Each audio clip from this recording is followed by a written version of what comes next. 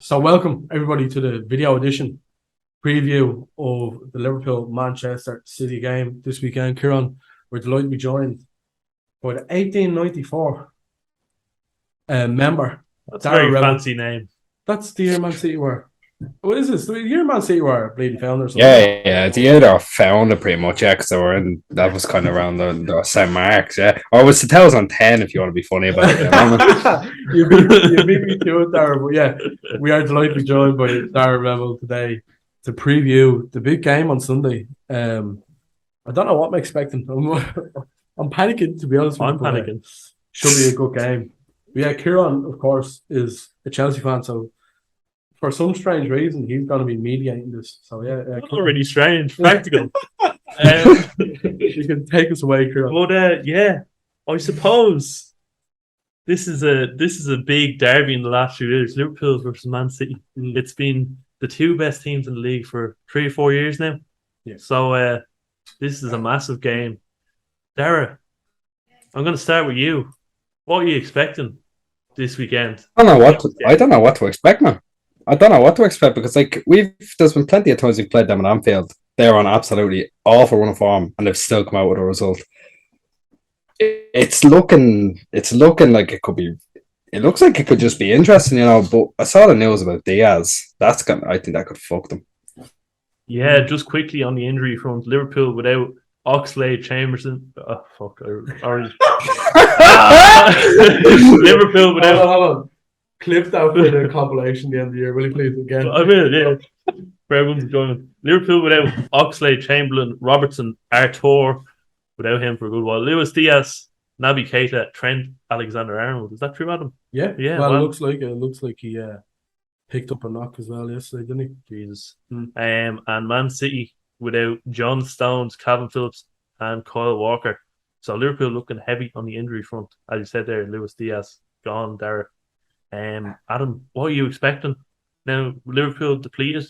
I'm along the same lines as Daragh. Like it's one of those games where the last time we were this poor was during COVID without a centre half, and look, if they came to Anfield and spanked us 4-1. So that could happen on Sunday. It's one of those things where they have Erling Haaland, the beast that is, and when you have a player like him, anything can happen. And I just hope, like, there's Champions League during the week, so it's hard to judge this game before another game, if that makes sense. Yeah.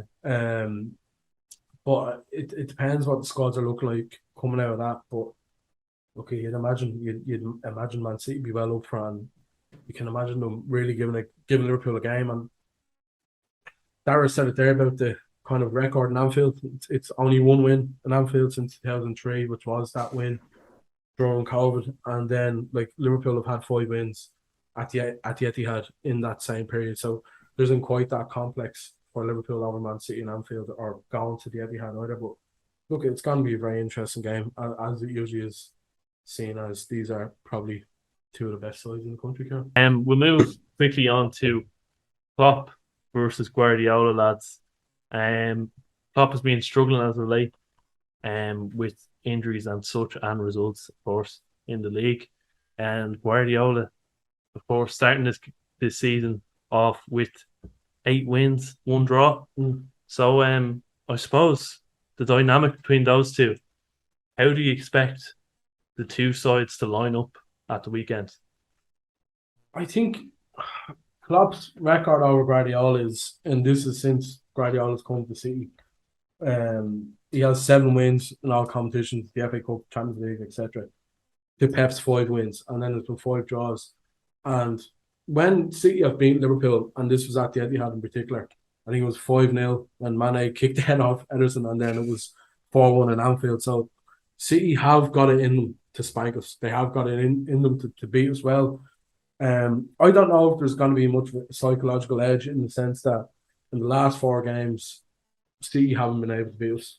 Now that was Liverpool last season, who were unstoppable against most sides. You look at that game in the FA Cup semi where blew Man City out of water in the first half, and like the game ended 3-2. But I think Darryl said himself that could have been anything for Liverpool.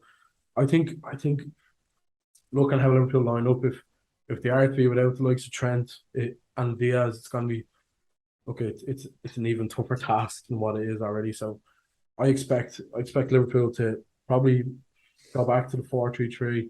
I'd imagine Fabinho, Thiago, Henderson, should they be fit, will start, and then whichever the front three. But it's gonna be how City turn out, and it's gonna be an interesting one. Daragh, how do you expect City to line up?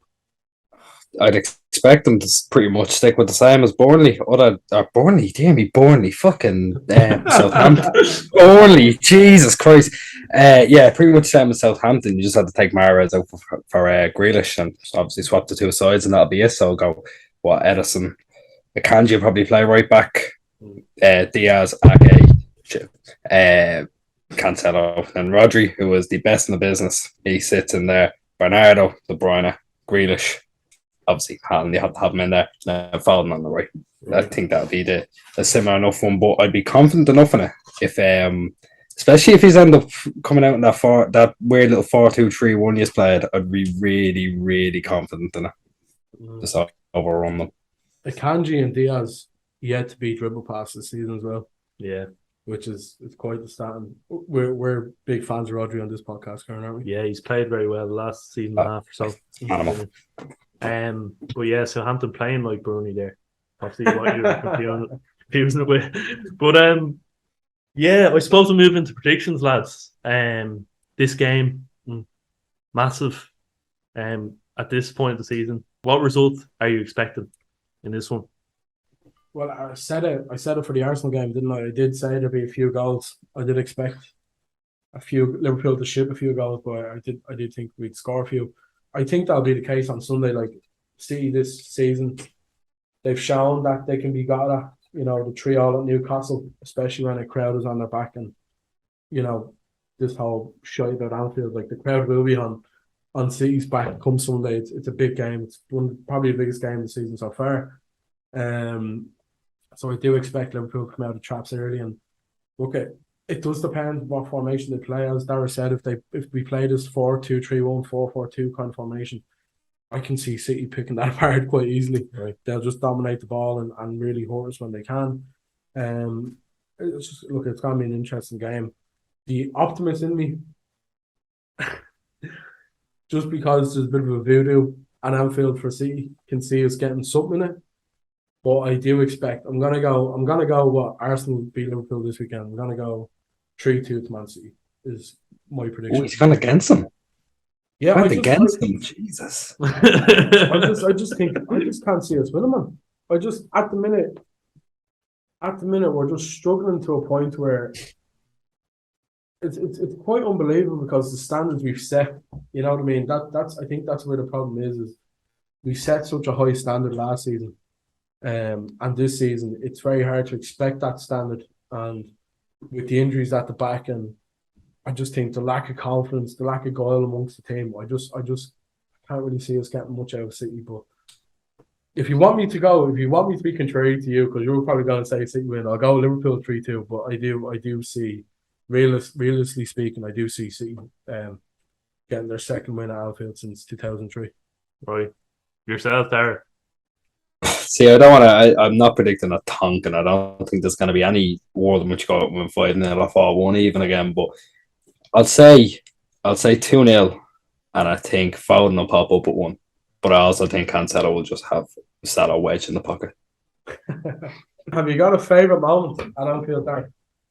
I've got a favourite moment at Anfield. I was there. Now, I'll be honest with you. I wasn't. It wasn't that great of a moment footballing was, but being there, I have to say, when it went in off Company's shoulder, it was 2011, late 2011, went in off Company's shoulder. That would be my favourite moment in City Liverpool match because I was at it. But excluding that, probably Sané 2-1. Yeah. My favourite moment, Kieran, we were only talking about this earlier, was when Liverpool beat City 4-3 in the league, and that was like a mini series of games that season because we'd done them twice in the Champions League as well after that. Yeah. But that game in particular, there was 9 minutes where we just Firmino, Mane, Salah. I think this is the game where everyone was like, "That's their game." Put 3 past City. They won 4-3 in the end. Obviously, City mounted a comeback towards the end. But the little package after the game was sugar current. sugar, and it was a great moment. And winning 4-3 against City, another win for Klopp over Guardiola. But I think this is the game as well where people saw Liverpool as serious contenders to them. yeah, well. I think that was probably the first one where Yeah. it was like, there could be something here. But And it's been no different ever since. yeah, look at the games last season as well. Like, I do think it'll be a good game on Sunday, irrespective of what happens. I do think it'll be good. I think the two games in the league last season were as good a games of Premier League football that you're likely to see ever in the league. And yeah, looking forward to it, Kieran, in a strange way. Strange way. Yeah. Daragh, thanks a million for joining us. Not a bother, bro. Thanks for having me on. It's been a pleasure. Not at all. We'll get you on again soon, mate. 100%. Check out the 1894 on YouTube. Cheers, Nice, boys. Cheers, man. The fancy name. The fancy name.